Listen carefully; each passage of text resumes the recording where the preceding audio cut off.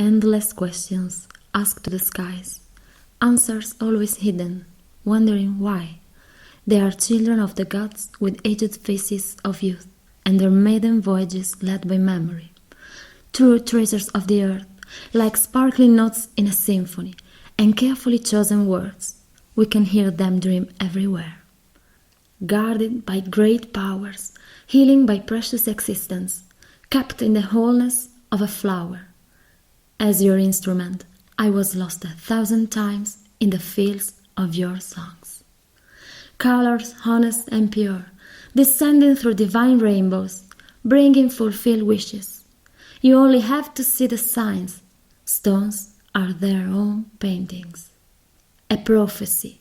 When the student is ready, the teacher appears. It is man's legacy to be freed from all fears, in time, everywhere.